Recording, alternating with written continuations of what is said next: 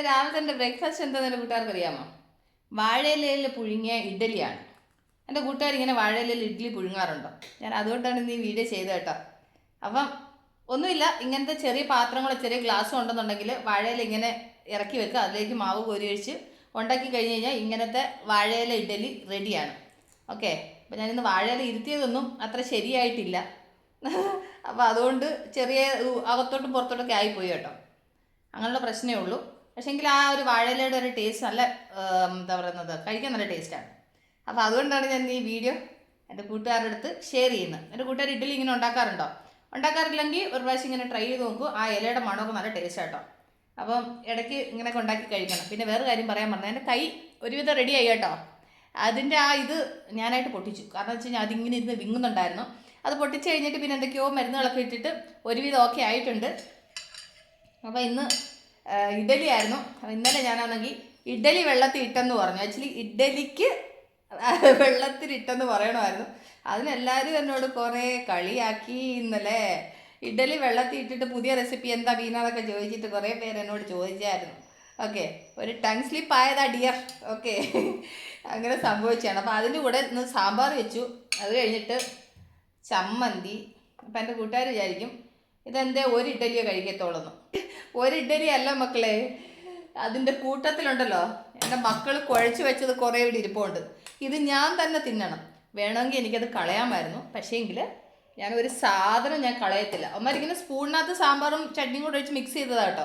സമയമായെന്നും പറഞ്ഞിട്ട് കുറച്ച് കഴിച്ചിട്ട് ഓടിയതാണ്. അപ്പം ഞാനത് കഴിക്കാം. അപ്പം എൻ്റെ കൂട്ടുകാരുടെ അടുത്ത് ഇതിനെപ്പറ്റി ഒന്ന് പറയാമെന്ന് വിചാരിച്ചിട്ടാണ് ഞാൻ ഈ ഇഡ്ഡലി എടുത്തത്. അപ്പോൾ ഇന്നത്തെ എൻ്റെ സംഭവം വാഴയില ഇഡ്ഡലിയും സാമ്പാറും ചമ്മന്തിയാണ്. കൈ വയ്യെങ്കിൽ നമ്മൾ സംഭവമൊക്കെ ഉണ്ടാക്കി. പക്ഷേ കഴിക്കുന്ന വേദനയൊന്നുമില്ല കേട്ടോ. വേദനയൊക്കെ അങ്ങ് മാറി.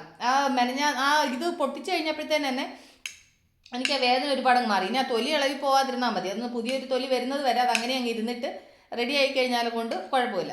പക്ഷേ വേറെ കാര്യം എപ്പോഴായാലും തട്ടുന്നത് അവിടെ ആയിരിക്കും കറക്റ്റായിട്ട് തട്ടുന്നത്. തട്ടുന്ന സമയത്തൊക്കെ വേദന തോന്നാറുണ്ട്, അല്ലാതെ കുഴപ്പമില്ല.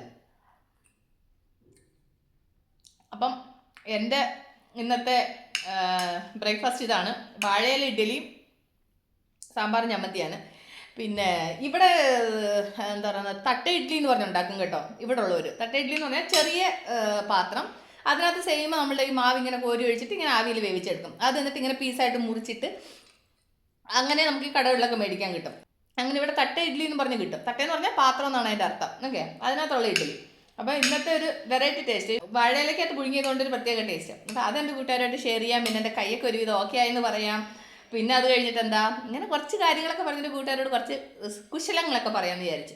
പറയാൻ കാര്യം വെച്ച് കഴിഞ്ഞാൽ ഇന്നലെ എനിക്ക് ഒരു 2-3 പേര് എനിക്ക് മെസ്സേജ് അയച്ച കാര്യങ്ങൾ എൻ്റെ കൂട്ടുകാരോട് പറയട്ടെ. എനിക്ക് അതൊക്കെ കേട്ടപ്പം ഞാൻ എവിടെയോ ആണെന്നുള്ള ഒരു തോന്നൽ എനിക്കുണ്ടായി. കാരണം വെച്ചാൽ ആരുടെയൊക്കെ മനസ്സിൽ ഞാൻ എവിടേക്കോ ഇടം പിടിച്ചു എന്നുള്ളത് എനിക്ക് ഭയങ്കര സന്തോഷം തോന്നുന്നൊരു കാര്യമാണ്. അതിനകത്ത് 1-2 പേര് കമൻറ്റ് ചെയ്തതെന്ന് വെച്ചാൽ ബീനയുടെ വീഡിയോ ഒരു ദിവസം കണ്ടില്ലെങ്കിൽ എനിക്ക് എന്തോ ഒരു മാനസികമായിട്ട് വല്ലാത്തൊരു വിഷമമാണ്, പിന്നെ എൻ്റെ ഒരു കൂടപ്പറപ്പാണ്, അങ്ങനെ ഇങ്ങനെയെന്നൊക്കെ പറഞ്ഞിട്ട് കുറേ മെസ്സേജുകളൊക്കെ അയച്ചു. അതുപോലെ തന്നെ ഇന്നലത്തെ എൻ്റെ ഈ കൈപൊള്ളിയെന്ന് പറഞ്ഞപ്പം എനിക്ക് എന്തൊക്കെ റെമഡീസാണ് എൻ്റെ കൂട്ടുകാർ എനിക്ക് പറഞ്ഞു തന്നത്. അതൊക്കെ എന്നോടുള്ള ഒരു ഇഷ്ടം, സത്യം പറഞ്ഞാൽ എല്ലാവർക്കും കിട്ടുന്ന ഒരു ഭാഗ്യമല്ല എനിക്ക് കിട്ടിയേക്കുന്നത്. എനിക്ക് വലിയ ഫോളോവേഴ്സ്, വലിയ സംഭവം, വലിയ ഇതൊന്നും അല്ല.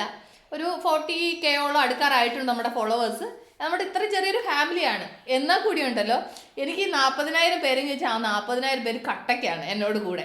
ഓക്കെ, എനിക്ക് അതാണ് എൻ്റെ ഏറ്റവും വലിയൊരു സന്തോഷം എന്ന് പറയുന്നത്. 39.6 എന്തോ ആയി നമ്മുടെ ഫോളോവേഴ്സ്. ആ 39.6 എന്ന് പറഞ്ഞാലും അത് ചെറിയൊരു പിന്നെ സംഖ്യ ആണെങ്കിലും ആ ഒരു 39.6K എന്ന് പറഞ്ഞാൽ ആ അത്രയും ആൾക്കാർ എൻ്റെ കൂടെ കട്ടയ്ക്കുണ്ടെന്നുള്ളതാണ് എൻ്റെ വിജയത്തിൻ്റെയും എൻ്റെ സന്തോഷത്തിൻ്റെ എല്ലാം കാരണം.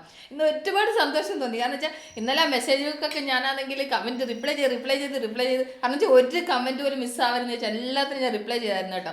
ഭയങ്കര സന്തോഷം തോന്നി. മുഹൂർത്തങ്ങളൊക്കെ ആയിരുന്നു എൻ്റെ ജീവിതത്തിൽ ഞാൻ ഇന്നലെയൊക്കെ.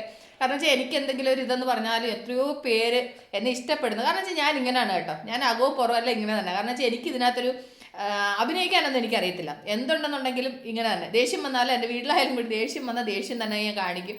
സ്നേഹമാണെങ്കിൽ സ്നേഹം, സന്തോഷമാണെങ്കിൽ സന്തോഷം, അങ്ങനെ പ്രകടിപ്പിക്കുന്ന ഒരാളാണ്. അങ്ങനെ ഒരു ഇതായിട്ടുള്ള ഒരു വ്യക്തിയല്ല ഞാൻ. അപ്പം ഞാനിത് കഴിക്കാൻ എടുത്തിട്ട് ഇത്രയും നേരം നിങ്ങളോട് കാര്യം പറഞ്ഞു ഞാൻ ഒരു സന്തോഷം കൊണ്ട് സംസാരിക്കുന്നത് കേട്ടോ. പിന്നെ ഞാൻ ഈ ആഹാരം ഞാൻ എടുത്തു വെച്ചതിൻ്റെ കാര്യം ഞാൻ പറയാം. ഇത് വേണമെങ്കിൽ എനിക്ക് കളയായിരുന്നു. പക്ഷെ നമ്മുടെ ജീവിതത്തിൽ നമ്മളൊന്ന് പുറകോട്ട് തിരിഞ്ഞ് നോക്കണം. നമ്മുടെ ലൈഫിലൊക്കെ നമ്മൾ എങ്ങനെ മുന്നോട്ട് ജീവിച്ച് വന്നത്. എൻ്റെ ലൈഫിലൊക്കെ എൻ്റെ കുഞ്ഞിലേക്കെന്ന് പറഞ്ഞാൽ നമുക്ക് ഞാൻ ഇഡ്ഡലിയൊക്കെ കഴിക്കാൻ ആഗ്രഹിച്ചിട്ടുള്ള സമയങ്ങളുണ്ടായിരുന്നു. കാരണം വെച്ച് കഴിഞ്ഞാൽ കൊണ്ട് എന്നും രാവിലെ നോക്കിയാൽ പഴങ്കഞ്ഞിയാണ്, എന്നും രാവിലെ നോക്കിയാൽ ചോറാണ്. അപ്പം രാവിലെ ബ്രേക്ക്ഫാസ്റ്റൊക്കെ കഴിക്കാൻ ആഗ്രഹിച്ച കുറേ സന്ദർഭങ്ങളൊക്കെ ഉണ്ട്, കിട്ടാതായിട്ടുള്ള സന്ദർഭങ്ങളൊക്കെ ഉണ്ട്. ഞാനതിൻ്റെ കൂട്ടുകാരോട് എപ്പോഴും പറയുന്ന കാര്യമല്ലേ. അന്ന് നമുക്ക് ഇല്ലായ്മ ഒരുപാടുണ്ടായിരുന്നു. പക്ഷെ ഇന്ന് അങ്ങനല്ല.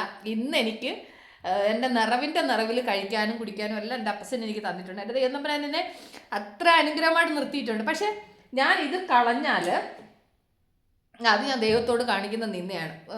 എന്ത് കാര്യമായാലും ഞാൻ എൻ്റെ മക്കളോടും പറയുന്നത്, ഒരു നണി അന്നം വേസ്റ്റ് ചെയ്യാൻ പാടില്ല. ഞാൻ വെക്കുന്ന ചോറൊക്കെ ആണെങ്കിൽ അതിനകത്ത് ഒരു നണി ബാക്കി വന്നാലും, ഇത്ര ചോറേ ബാക്കി വന്നാലും ഞാനതെടുത്ത് ഫ്രിഡ്ജിൽ വെച്ചിട്ട് ഞാൻ പിറ്റേ ദിവസം ചൂടാക്കിയിട്ട് ഞാൻ കഴിക്കും. ഞാൻ മറ്റുള്ളവർക്ക് കൊടുക്കാറില്ല, ഞാൻ തന്നെ കഴിക്കാറാണ്. എന്ന് വെച്ചാൽ നമ്മൾ ആ അന്നത്തിൻ്റെ വില അറിഞ്ഞതുകൊണ്ടാണ്, ആഹാരത്തിൻ്റെ വില എന്തെന്നുള്ളത് മനസ്സിലായതുകൊണ്ടാണ്.